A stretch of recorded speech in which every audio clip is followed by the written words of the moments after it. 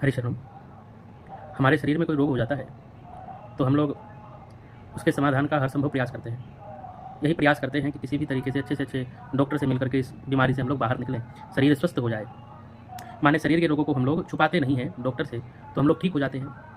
पर मन के जो विकार हैं, उन विकारों को हम संत सदगुरु के सामने कहते ही नहीं हैं। और श्री भारद्वाज जी कह रहे हैं, होई न विमल विवेक गुरुसन की न दुराव किए दुराव। यही कारण है कि हम लोग भजन साधन तो कर रहे हैं, पर हमारे विकारों की शांति नहीं हो रही है, हमारा चित्त निर्मल नहीं हो पा रहा है। उसमें कारण यह है कि हम लोगों ने ये समझ रखा है कि जो विकार है ये हमारे विकार हैं, पर वस्तुतः हमारा विकार नहीं है, यह मन का विकार है। काम का जो प्रभाव है वह इस शरीर पर हो सकता है, काम आदि विकारों का जो प्रभाव है वो इन इंद्रियों पर हो सकता है, पर हमारा जो स्वरूप है उस पर तो नहीं हो सकता। और मान लो कि हम पर है, तो हम लोग तो अपने आप को दास कहते हैं, हम तो दास हैं, दासानुदास हैं। तो हम लोग दास है तो यह बात सिद्ध हो गई कि हमें सामर्थ्य नहीं है इन विकारों से लड़ने की। तो जब कोई बात अपने बनाए नहीं बन रही है तो अब किसके द्वार पर जाएंगे? स्वामी के ही दरबार पर जाएंगे, गुरु महाराज को ही कहेंगे। तो इसलिए हमको यह समझना चाहिए कि संत सदगुरु हमारे विकारों को सुन करके हमसे घृणा नहीं करेंगे, अपितु हम पर अत्यधिक स्नेह बरसाएंगे। समस्या क्या है? समस्या यही है कि हम लोग संतों से ये बातें तो करते ही नहीं कभी कि भजन कैसे होगा, हमारे विकार कैसे दूर होंगे।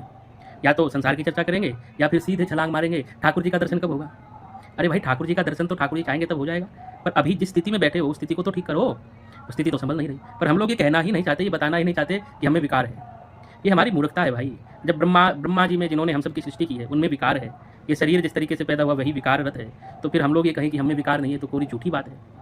और इसमें एक सबसे बड़ा कारण मेरी विचार में जो आता है वो यह है कि जो लोग उपदेशक बने हुए हैं वे लोग ये स्वीकार ही नहीं करते कि हमें भी विकार थे, हम भी लड़े, किस तरीके से हम लोग उभर पाए, आज भी कैसे विकार परास्त कर देता है, हम लोग क्या करते हैं, ये कहना ही नहीं चाहते। जन्मजात हम तो सिद्ध थे भैया, तुम लोग बड़े नीचे गिरे हुए हो, तुम में विकार है। तो उपदेशकों को भी ये समझना चाहिए कि जो कोई हमको कहे कि महाराज जी हम तो मन लगता ही नहीं है, मन बहुत गलत विचार करता है, गंदे विचार आते हैं, यूँ है त्यों है, तो उन लोगों का प्रोत्साहन करे कि कम से कम आपने स्वीकार तो किया। गोस्वामी जी कह रहे हैं कि यद्यपि भगवान श्री राम सर्व अंतर्यामी है, सबके अंतर्यामी है, मेरे भी अंतर्यामी है, पर जब तक मैंने उनसे कहा नहीं कि हे नाथ आपके निज स्थान को देखिए, तस्कर कैसे लूटे जा रहे हैं, ये कामादिक चोर कैसे लूट रहे हैं आपके स्थान को, तब तक मेरे मन को शांति प्राप्त नहीं हुई। इसका आशय है हमें संत से, सदगुरु से, श्री सीताराम जी से कहना पड़ेगा कि सरकार मैं आपकी अमूल्य निधि हूँ और इस निधि को ये सब लोग मिलकर लूट रहे हैं, मेरी हंसी उड़ा रहे हैं, आप देख नहीं रहे हैं क्या? तो फिर देखो कैसा चमत्कार होता है। पर यह बात पक्का स्वीकार करनी पड़ेगी कि भैया अनेक जन्मों के संस्कार है। किसी जन्म में कुकर बने थे तो कुकर वाले संस्कार भी मन में भरे पड़े हैं, किसी जन्म में शुकर बने थे तो शुकर वाले संस्कार भी मन में भरे पड़े हैं, कभी कौवा बने थे, बिल्ली बने थे, पता नहीं क्या क्या बने थे, वो सब संस्कार मन में भरे पड़े हैं।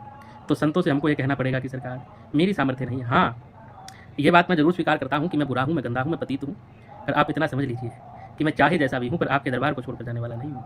आपको यदि प्रसन्नता हो रही है मुझे इस तरीके से देख करके तो ठीक है, आप मुझे ऐसे रख लीजिए, तो मैं आपके दरबार को छोड़ करके कहीं अन्यत्र नहीं जाऊँगा। आपको जैसे रुचे मेरा संग वैसा मुझे बना दीजिए।